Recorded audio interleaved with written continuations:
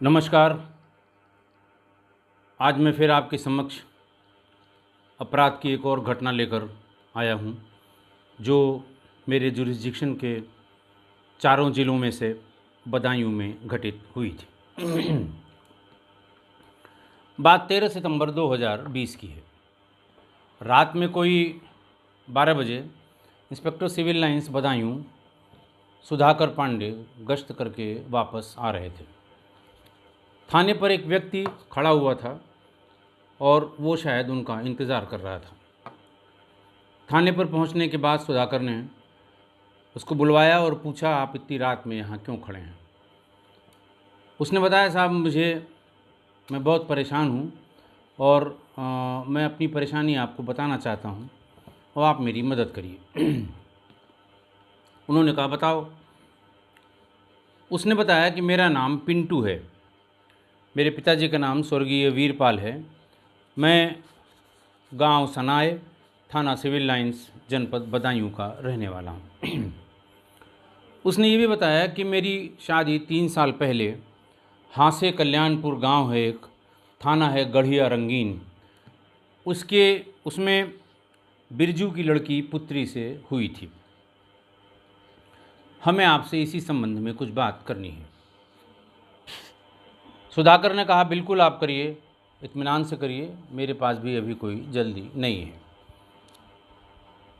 पिंटू ने अपनी बात बताते समय ये भी बताया कि 5 अगस्त 2020 को मेरे छोटे भाई विशाल ने आत्महत्या कर ली थी और मुझे बताया गया, मैं भी फरीदाबाद में किसी फैक्ट्री में नौकरी करता हूँ, वहाँ से भाग कर आया, मुझे भी लगा ये आत्महत्या है और फिर परिवार वालों ने, गांव वालों ने मिलकर उसका अंतिम संस्कार कर दिया। पर आज दोपहर में मेरी जानकारी में आया है, जिसको मैंने अच्छी तरह से देख लिया है, कि वो आत्महत्या नहीं थी, उसकी हत्या की गई थी। सुधाकर ने उनसे कहा कि अगर हत्या की गई थी, पोस्टमार्टम तो इसका हुआ नहीं, ये कैसे प्रूव होगा?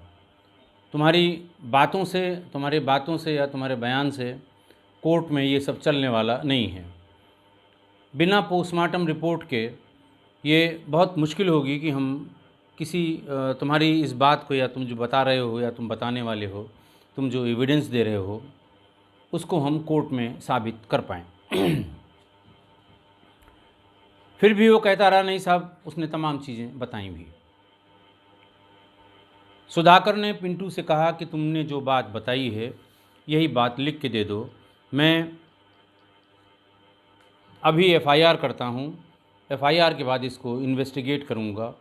तुम्हारी बात में अगर सच्चाई होगी तो मैं कोशिश करूँगा कि किसी तरह से अपराधियों को सज़ा मिले। हालांकि मैं पहले ही बता देता हूँ कि चूँकि पोस्टमार्टम नहीं हुआ है, बहुत दिक्कत होगी तुम्हारी बात को साबित करने में।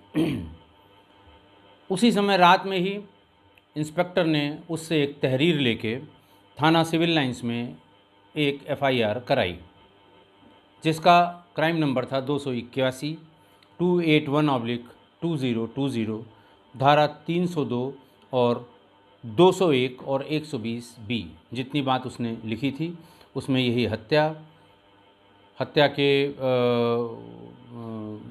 के संबंध में जानकारी छिपाना और 120B यानी हत्या की साजिश। रात में ही उन्होंने, चूँकि हत्या जब रजिस्टर की जाती है तो अपने सर्किल ऑफिसर को, अपने एसपी सिटी को, एसएसपी को, रेंज के कंट्रोल को और जोन के कंट्रोल को नोट कराया जाता है कि हत्या का एक मुकदमा हमारे यहाँ लिखा गया है। सभी को उसने रात में ही, जिनको फ़ोन से बताना था, जिनको कंट्रोल रूम में नोट कराना था और जिनको वायरलेस से नोट कराना था, पूरी सूचना नोट करा दी। इंस्पेक्टर ने कहा कि अभी रात में सब लोग सो रहे होंगे, सब घर पे मिल जाएंगे, बेहतर होगा कि हम रात में ही इसकी जांच अपने स्तर से कर लें। इस गरज से इंस्पेक्टर ने ड्यूटीरत जो महिला कांस्टेबल्स होती हैं उनको लिया, कुछ महिला पुलिस अधिकारियों को लिया और फिर वहाँ से वो मौके पर जाने के लिए पिंटू के साथ चल दिया। पिंटू पहुँच गया गांव में। प्रधान को जगाया गया। प्रधान से इंस्पेक्टर ने बात की, उसके पड़ोसियों से इंस्पेक्टर ने बात की। तमाम लोगों से बात करते करते सुबह के करीब 3-4 बज गए। ज़्यादा रात हो गई, गहराई से बहुत बात हो पाना संभव नहीं था। उन्होंने साथ में गए पुलिस बल को वहाँ रोक दिया और ये कहा कि फ़लाँ फ़लाँ आदमी को, जिन जिन लोगों से बात हुई थी, मैं प्रधान जी के सुबह 9 बजे तक थाने पर लेकर आ जाइए।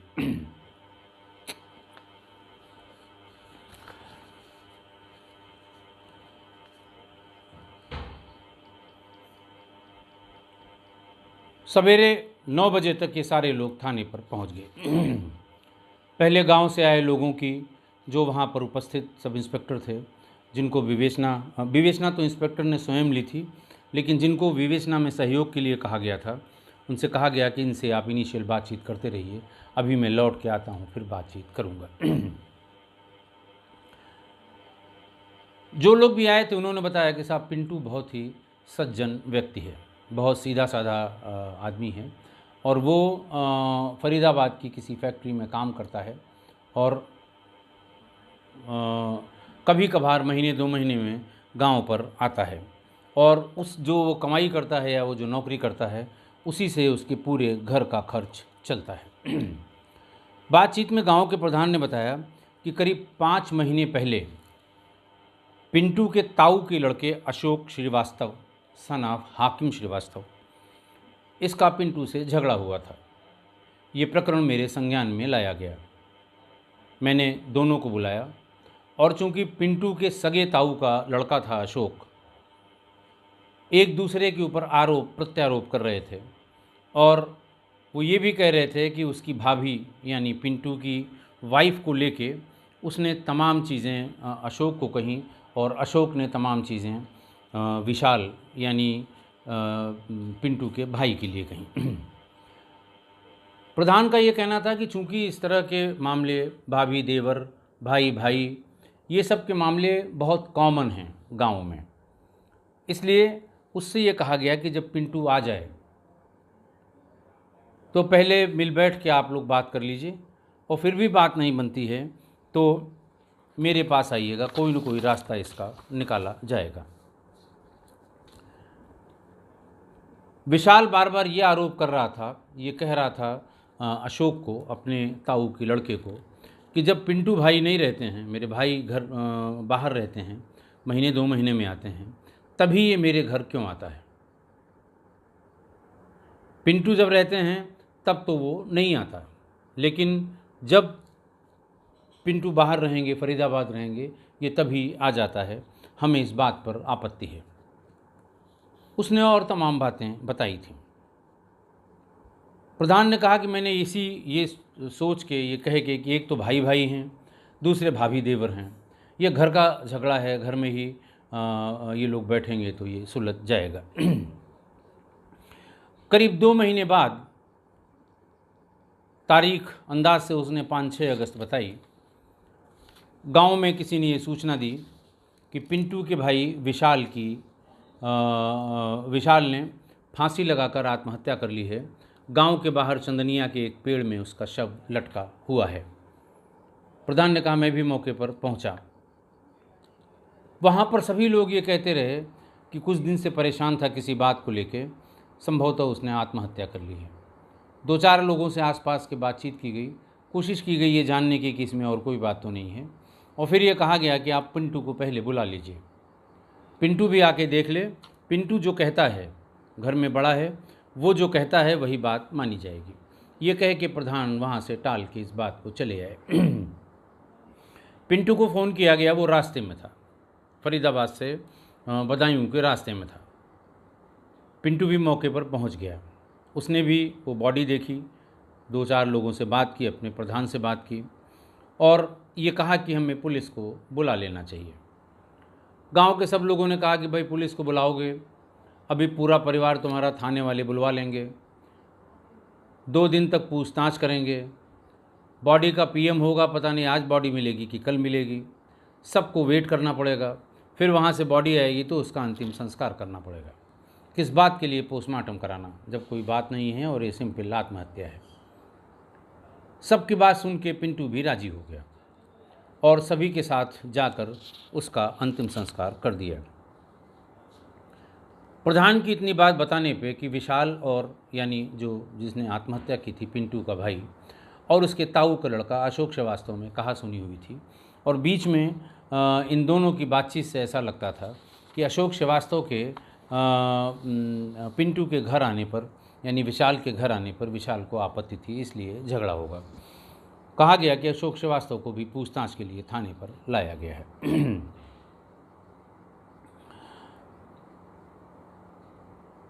जब विशाल से पूछा गया कि प्रधान के पास जो सूचना थी और तुम्हारे ऊपर विशाल जो आरोप लगाता है कि तुम जब पिंटू नहीं रहते हैं तभी उसके घर में जाते हो,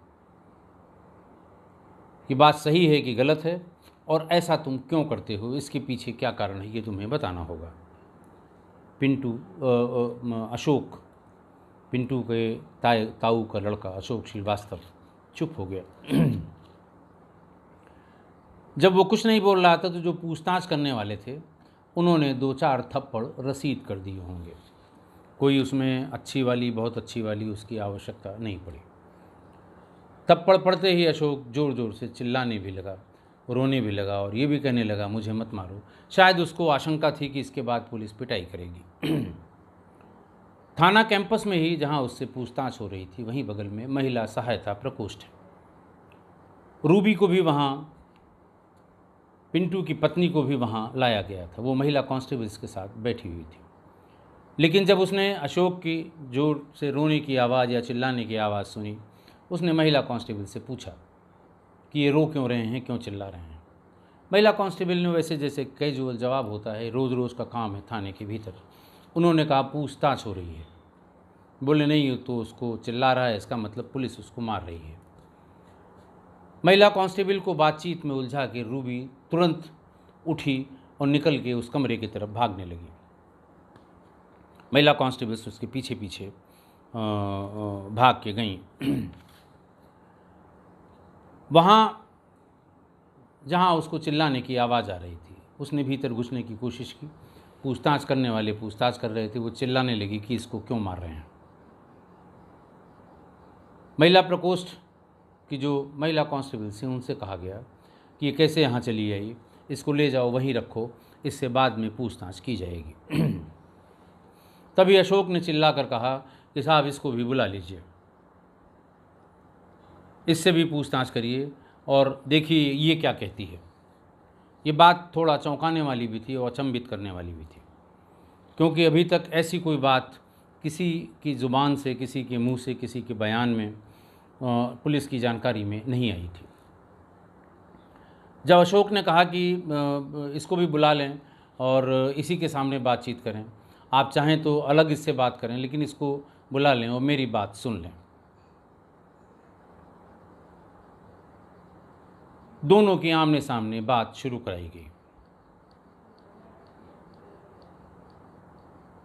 अशोक ने कहा कि मेरे रूबी से संबंध हो गए थे। ये पिंटू बाहर रहते थे नौकरी के सिलसिले में, कभी महीने में कभी 2 महीने में आते थे, 30 त्यौहार पे भी आते थे और इस बीच में मैं मिलता जुलता रहा उससे, रूबी से। उसने बताया कि साहब रूबी को होटल में खाने का बहुत शौक़ था, शहर घूमने का शौक़ था और अच्छे कपड़े का मतलब फैशनेबल कपड़े पहनने का शौक़ था। धीरे धीरे जब हमारे उसके संबंध हो गए तो मैं उसे, शहर में सिविल लाइन की ही बात है, कभी कभी उसे किसी बहाने से ले जाता था कुछ सामान खरीदने के लिए और उसे होटल में खाना भी खिला देता था और धीरे धीरे हम दोनों में बहुत ही आंतरिक और प्रगाढ़ संबंध हो गए। विशाल ने 1-2 बार हमें और उसको बाज़ार में भी देख लिया और ये बात उसको पसंद नहीं थी। उसने उस पर नज़र रखनी शुरू की। एक दिन उसने घर में ही दोनों को आपत्तिजनक अवस्था में पकड़ लिया। अशोक को विशाल ने गाली दी बहुत और उसके साथ हाथापाई की। अशोक ने भी हाथापाई की। तभी ये बात प्रधान के संज्ञान में आई। प्रधान ने भी वही कहा था कि जब पिंटू आ जाए तो मिल बैठ के सुलझा लीजिए, आप दोनों चचेरे भाई हैं और वो आपकी भाभी है। खैर उसके बाद पिंटू आया तो विशाल ने यानी पिंटू के भाई ने पूरी बात पिंटू को बताई कि ऐसे ऐसे हुआ था, ऐसे ऐसे मैंने इनको पकड़ा था और ये बहुत ख़राब बात है, गांव में बदनामी हो रही है। ये बात सुन के पिंटू बहुत नाराज़ होके अशोक के घर गया। उनके ताऊ का घर था, मोहल्ले वहीं पास में ही था, गांव में ही था। भाग के उनके यहाँ पहुँचा और वहाँ पर उसको अशोक मिल गया। अशोक को तमाम बातें कहीं और कहा कि अगर दोबारा कभी मेरी गैर मौजूदगी में मेरे घर दिखाई पड़ गए तो ठीक नहीं होगा। अपने ताऊ और उसके परिवार के लोगों से इसकी शिकायत की। लोगों ने कहा चलिए देवर भाभी हैं, कोई बात नहीं, इसको कोई शक है, अब ये वहाँ नहीं जाएगा। इस बात की गारंटी सभी लोगों ने ली। अशोक का रूबी से मिलना जुलना बंद हो गया। बहुत सख्त निगाह रखने लगा विशाल, क्योंकि अब उसने अपने भाई को भी बता दिया था और उसके भाई ने भी उसको काफ़ी समझा दिया था कि तुम अब दोबारा कभी वहाँ दिखाई नहीं पड़ोगे। एक दिन विशाल अपनी किसी रिश्तेदारी में गया हुआ था। रूबी ने खबर करा के अशोक को बुलवा लिया। अशोक जब भीतर घुसने लगा उसने दरवाज़ा बंद कर लिया। उसने कहा मैंने तुमको सिर्फ इसलिए बुलाया है कि आइंदा से कभी मेरे घर आने की सोचना, क्योंकि एक दो बार उसने घर के पास आने की कोशिश की थी जब विशाल घर में नहीं था, कि आइंदा तुम मेरे घर आने की कोशिश भी मत करना। ये दरवाज़ा तुम्हारे लिए तभी खुलेगा जब विशाल को रास्ते से हटा दोगे। रूबी ने साफ मना कर दिया और अशोक वहाँ से मायूस होकर चला गया। 4-6-10 दिन बाद रूबी ने विशाल को यानी अपने सगे देवर को बुलाकर उससे कहा कि तुम पूरे गांव में जा जाकर हल्ला करते हो कि अशोक ऐसा करता है, अशोक वैसा करता है। इससे तुमको क्या लगता है सिर्फ अशोक की बदनामी हो रही, बदनामी मेरी भी होती है। तुम मेरे देवर हो, अगर तुम मेरा ख्याल रख रहे होते तो वो यहाँ क्यों आता, मुझे उसकी ज़रूरत क्यों पड़ती। मैं बाज़ार सामान लेने जाती हूँ, कपड़ा लेने जाती हूँ। जब तुम्हारे भाई वहाँ से आते हैं या पैसा भेजते हैं तो हमें भी तो ख़रीदारी करनी है। तुमने कभी मुझे बाज़ार जाने के लिए नहीं कहा। उसने कहा कि नहीं, लेकिन वो उसका घर आना ठीक नहीं है, उसे घर मत बुलाया करिए, बहुत बदनामी गांव में। बोले गांव वालों से तुमसे क्या लेना देना, बदनामी तुम्हारी थोड़ी हो रही है, हमारी हो रही है। ऐसा कुछ समझा कि उसने कहा कि मैं ये चाहती हूँ कि तुम दोनों मेरे सामने, मैं दोनों को बिठा के समझौता कराना चाहती हूँ, ताकि तुम अपनी जो इस तरह की बातें गांव में घूम घूम के कह रहे हो ये कहना बंद कर दो। थोड़ी देर में विशाल ने रूबी की बात मान ली। बोले मुझे क्या करना है। उन्होंने कहा यहीं घर में उसको भी बुला लो, मैं भी रहूँगी, तुम भी रहोगे, अच्छा खाना बनाऊँगी। और विशाल को शराब पीने की आदत थी, ये बात रूबी अच्छी तरह से जानती थी। भाभी थी उसकी, घर की ही बात है तो वो अच्छी तरह जानती थी कि शराब बहुत पीता है, शौकीन है पीने का। उसने कहा तुम्हें जो पैसे की ज़रूरत हो मुझसे ले लो, अच्छी शराब ले आओ, बैठ के पियो, खाना खाओ और दोनों आपस में गले मिलो, वो तुम्हारा भाई है, कोई गैर नहीं है। और ये तय कर लो, ये समझौता कर लो कि अब तुम एक दूसरे के बारे में गांव में कुछ नहीं कहोगे। विशाल को शराब का नाम आया और फिर अच्छे खाने का नाम आया तो विशाल इस बात को मान गया। अगले दिन बात तय की गई।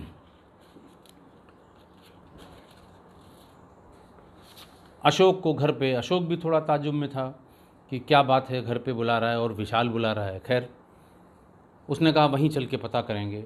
विशाल और अशोक दोनों ही घर पर आ गए। अशोक विशाल के घर पर और रूबी यानी उसकी भाभी भी वही थी।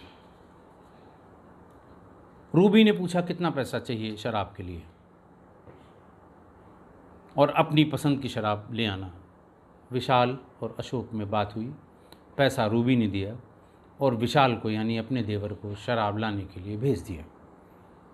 जब वो शराब लाने गया उन्होंने कहा जब तक तुम लेके आओगे इस बीच में हम जो भी मीट या जो भी नॉन वेज जो भी बनाना था वो हम बना लेंगे। तुम 15-20 मिनट में आ जाओगे, 15-20 मिनट में खाना बनाने की प्रोसेस हम शुरू कर देंगे। तुम लोग पी के जब उठोगे तो अच्छा खाना मैं खिलाऊंगी। विशाल फ़ौरन शराब लेने के लिए बाहर चला गया। इस बीच में अशोक ने रूबी से पूछा कि क्या ड्रामा है। रूबी ने कहा, जब तुम कुछ नहीं कर सकते तो हमें ही करना था। आज इसको इतनी शराब पिलाओ कि इसको होश न रहे, और आगे का काम तुम समझ चुके हो। मैं पहले ही बता चुकी हूँ कि जब तक वो रहेगा तब तक वो रास्ते से हट नहीं जाएगा, मैं तुमसे नहीं मिलूँगी। बात तय हो गई। अगले 10-15 मिनट में ही विशाल भी शराब लेके आ गया। दोनों ने छक के शराब पी। जब विशाल बेहोश हो गया तो रूबी और अशोक दोनों ने मिलकर उसका गला दबा दिया, और तब तक उसके सीने पर बैठकर गला दबाए रहे जब तक कि उसके प्राण नहीं निकल गए। किसी को कानो खान खबर नहीं हुई। जब वो मर गया तो उन्होंने मकान से ही, अपने घर से ही एक रस्सी लेके उसका फंदा तैयार किया। फंदे को रूबी और अशोक ने खींचकर टेस्ट किया कि इससे वो कहीं गिर तो नहीं जाएगा। फंदे को गर्दन में लगाया गया, बाकी की रस्सी उसके शरीर में लपेट दी गई और घर के ही एक चद्दर में उसकी बॉडी को लिपटा दिया। पहले रूबी बाहर गई, करीब 2-2:15 बजे की बात है रात में, कि कोई रास्ते में है तो नहीं। फिर चद्दर में लिपटी हुई इस लाश को अशोक श्रीवास्तव अपने कंधे पर लाद के गांव के ठीक बाहर जो चंदनिया का पेड़ है उसके नीचे ले गए। चद्दर सहित उसको लिटा दिया। उसके बाद उसके शरीर से रस्सी खोल ली। रस्सी का एक सिरा लेके पेड़ पर चढ़ गया। पहली डाल जो उसकी सबसे नज़दीक थी उस पर उसको उसकी घिरनी बनाई ताकि हम ज़मीन पर खड़े होकर उसको खींच सकें। उधर से डाल पे लटका के नीचे उतर आया और उसने खींचना शुरू किया। वो ये इंश्योर कर रहा था कि इसकी बॉडी में कहीं धूल मिट्टी न लगे, नहीं लोगों को शक होगा। जो चद्दर बिछाई हुई थी जिसमें वो लपेट के ले आया था, उसी पर उसको धीरे धीरे कोशिश की, लेकिन अपने बराबर ही उसका वेट था तो इतनी जल्दी उसका लटक पाना मुश्किल हो रहा था। पहले उसकी बॉडी को चद्दर सहित पेड़ के जड़ के पास, मतलब तने के पास ले गया और उसको तने पर सीधा खड़ा किया। खड़ा करने के बाद फिर उसको रस्सी से जब खींचा तो एक झटके में वो झूल गया। फिर उसकी बॉडी को, फिर उसको वहीं पर उसी लटके हुए उसमें बांध के फिर ऊपर चढ़ा, बॉडी को थोड़ा और ऊपर खींचा और रस्सी को अच्छे से चंदनिया के पेड़ में बांध दिया।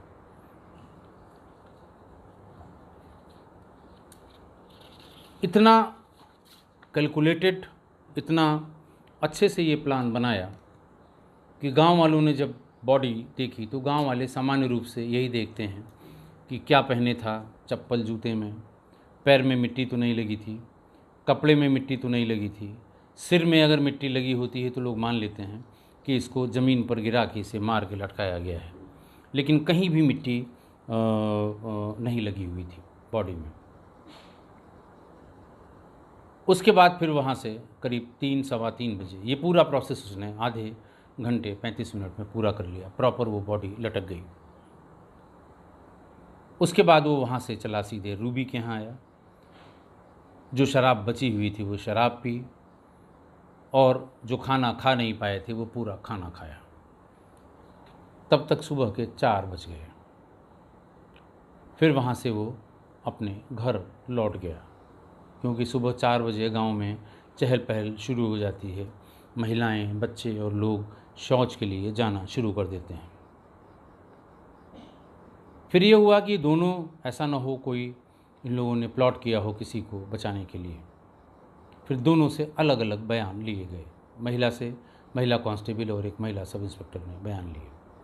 बहुत डिटेल में दोनों से अलग अलग बयान लिए गए और फिर उसका मिलान किया गया कि कहीं पर इन दोनों के बयान में डिफरेंस तो नहीं है, लेकिन दोनों के बयान 100% एकदम एक जैसे थे। दोनों को गिरफ्तार किया गया।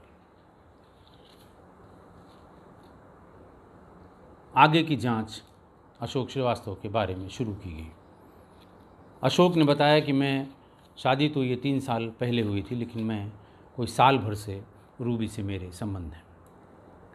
अशोक के बारे में और जानकारी हुई तो ये पता लगा कि वहीं ग्राम अठना, पास में एक अठना गांव है, वहाँ के श्री रामपाल उर्फ छंगा की लड़की के साथ भी इसने दुर्व्यवहार करने की कोशिश की थी, उससे संबंध बनाने की कोशिश की थी।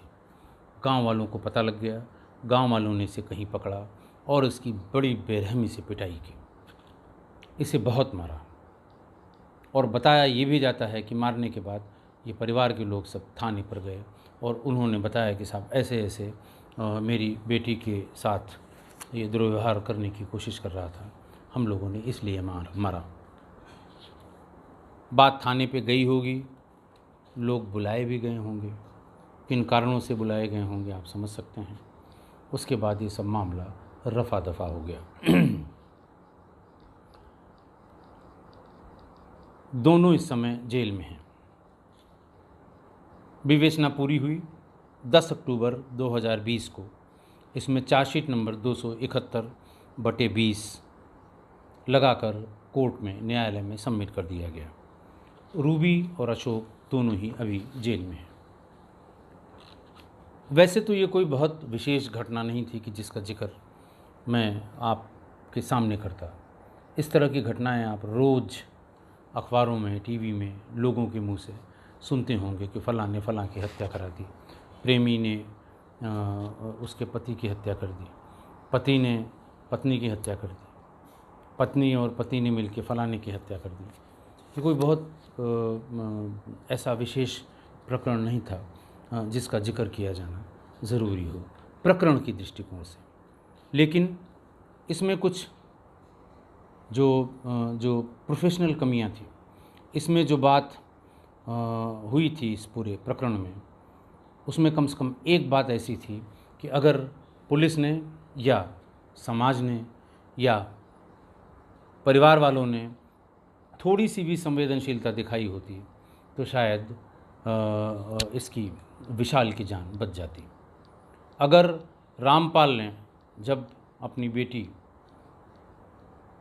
से इसके संबंध या इससे छेड़छाड़ के संबंध में जब पिटाई की, अगर उस समय ये मुकदमा लिख गया होता, अगर उस समय इसके खिलाफ़ कार्रवाई हो गई होती, उस समय सब लोग जान गए होते, तो शायद उसकी दोबारा ऐसी हिम्मत नहीं पड़ी होती। दूसरा, विशाल के आत्महत्या करने के बाद चंदनिया के पेड़ से वो तो लटका के चला गया, लेकिन रस्सी जब थोड़ा थोड़ा धीमे धीमे करके नीचे आई तो उसके पैर ज़मीन पे टिके हुए थे। गांव के लोग जब आए थे तो उन्होंने इस पे शंका व्यक्त की थी कि इस तरह से, जिस तरह से बॉडी लटकी हुई है, ये आत्महत्या नहीं हो सकती। लेकिन अशोक चालाक था, वो जानता था कि सुबह हल्ला होगा, लोग इकट्ठा होंगे और इसमें इस तरह की, उसने फ़ौरन अपने साथ के तमाम लोगों को मौके पर पहले भेजा था और उसी ने टेलीफ़ोन करके प्रधान को भी बताया था कि देखिए ऐसी ऐसी घटना हो गई है, आप भी देख लीजिए, नहीं लोग भांति भांति की बातें करते हैं, क्योंकि हमारे और विशाल के झगड़े के बारे में आप जानते हैं। और जैसे ही प्रधान वहाँ पहुँचे, सब लोग एक ही गाना गाने लगे कि साहब ये तो आत्महत्या है। सब पिंटू का वेट भी कर रहे थे। उसके भी आते हुए वो बताया कि ऐसे लटका था, वैसे लटका था, फलाना था, गला खिंच गया था, जीभ निकल आई थी। जो सिम्टम्स होते हैं सुसाइड के, वो सब ये लोग बताने लगे। ऐसा नहीं हो सकता कि गांव वालों की ये बात थाने और पुलिस तक न पहुंची हो, बीट के कांस्टेबल को न पता हो। लेकिन आप सोच सकते हैं कि कोई कार्रवाई या कोई पूछताछ क्यों नहीं हुई होगी। मेरे कहने की आवश्यकता नहीं है। एक बार जब उसका अंतिम संस्कार हो गया तो पुलिस भी जानती थी, क्रिमिनल भी जानते हैं कि एक तो कोशिश करिए बॉडी न मिले, दूसरी कोशिश करिए कि बॉडी अगर मिले तो पोस्टमार्टम न कराया जाए। मैंने आपको एक घटना शाहजहाँपुर की बताई थी जिसमें उस दिव्यांग बच्ची के पोस्टमार्टम न कराने के लिए ऑलमोस्ट एक उन्माद वहाँ पैदा हो गया था गांव में, और वो भी जो अपराधी थे उनकी शह पे हुआ था, ये भी जो अपराधी थे उनके शह पे हुआ। और एक बार पीएम नहीं होता या पीएम रिपोर्ट नहीं होती तो ट्रायल में बहुत वीक हो जाता है केस। केवल बयान या सरकमस्टांशियल एविडेंस पर कन्विक्शन बहुत मुश्किल होती है। डिफेंस का लॉयर इसी बात पर धज्जियाँ उड़ाता है इन्वेस्टिगेशन की कि साहब ऐसा था तो ऐसा क्यों नहीं हुआ, ऐसा था तो ऐसा क्यों नहीं हुआ, और पीएम क्यों नहीं कराया गया, क्योंकि ये आत्महत्या थी। और बिना पीएम के देखिए, जिन लोगों ने भी देखा था या जिन लोगों ने मौके पर आपत्ति की थी, बहुत स्पष्ट होता है कि अगर आप रस्सी से लटकाए गए हैं, फंदा है, तो पोस्टमार्टम रिपोर्ट में आता है cause of death due to hanging, क्योंकि जो रस्सी का प्रेशर होता है वो एक पर्टिकुलर जगह पे ज़्यादा होता है, उसके बाद कम होता है, और जहाँ गांठ होती है वहाँ रस्सी का कोई निशान नहीं होता। इसी पर उसको ये कहा जाता है cause of death due to hanging. सामान्य रूप से जो इस तरह की घटनाओं पे जाने वाले नए उम्र के लड़के हैं वो देखते ही बता देते हैं कि इसमें। दूसरा, वहाँ पर किसी ने उसकी फ़ोटोग्राफ भी ले ली थी, मोबाइल सबके पास है, जो पहले पहुँचा होगा उसने फ़ोटोग्राफ ले ली थी। बड़ी मुश्किल से इन्वेस्टिगेशन के समय वो फ़ोटोग्राफ मिल गई। हालांकि फ़ोटोग्राफ ही है। अदालत में उस फ़ोटोग्राफ की भी धज्जियाँ उड़ाई जाएंगी, साहब फ़ोटोशॉप्ड है ये चेक करा लीजिए, फॉरेंसिक जांच करा लीजिए इसकी, ये देखिए ऊपर दूसरा कलर है, नीचे दुनिया भर की बातें जो होती हैं अदालतों में, जो वकीलों को तमाम उसे अपने मुवक्किल को बचाना है और सरकार उसको सज़ा दिलाना चाहती है। तो बिना पोस्टमार्टम रिपोर्ट की ये बात सब इसीलिए बहुत इत्मीनान से और बहुत अच्छी तरह से इस क्राइम को एग्जीक्यूट किया था अशोक ने। दूसरी बात, अशोक रिश्ते में रूबी का जेठ था, बहुत दूर के रिश्ते में नहीं, उसके पति के सगे ताऊ का लड़का था, जेठ हुआ। विशाल को छोड़ के उसके आने जाने पर या रूबी से मिलने जुलने पर किसी को आपत्ति नहीं थी, किसी ने उसकी शिकायत नहीं की। और वो चार लोग जो बैठ के किसी भी समाज का नियम बना देते हैं, उन लोगों ने भी इस पर कोई आपत्ति नहीं की थी। दूसरी कोई बात होती तो जाने कितने नियम बना देते। आप हमेशा की तरह ये भी पूछेंगे कि पुलिस की इतनी लापरवाही आपने बताई, क्या कार्रवाई हुई? मैं पहले ही बता दूं कि एसपी सिटी से इसकी जांच कराई गई थी, और ये भी कराया गया था कि इतने दिन के बाद ये मर्डर का मुकदमा क्यों लिखा गया। ये भी कराया गया था कि जब पहले इसी थाने पर एक और लड़की से छेड़छाड़ की सूचना आई थी तो कार्रवाई क्यों नहीं की गई। कुछ पुलिसकर्मी इसमें दोषी पाए गए हैं जिनके खिलाफ विभागीय कार्रवाई की जा रही है या हो गई होगी, मुझे उसके बाद मैंने बहुत इसको परसू नहीं किया था। इतनी जगह समाज की लापरवाही, पुलिस की लापरवाही, तमाम लापरवाही के बाद एक व्यक्ति की जान चली गई। हालांकि ये दो लोगों के मध्य प्रेम की बलि चढ़ा वो इनोसेंट लड़का विशाल, जो सिर्फ ये कह रहा था कि हमारी इज्जत तार तार हो रही है। मैंने इस पूरे प्रकरण का परिशीलन किया। मेरे हिसाब से इसमें सबसे ज़्यादा गलती रूबी की है, करीब 60% रूबी की गलती है, 30% अशोक की गलती है और 10% पति पिंटू की भी गलती है। और हमें उम्मीद है कि आप भी इस बात से सहमत होंगे। मुझे बताइएगा ज़रूर, सहमति में भी और असहमति में भी। आज के लिए इतना ही। बहुत बहुत धन्यवाद।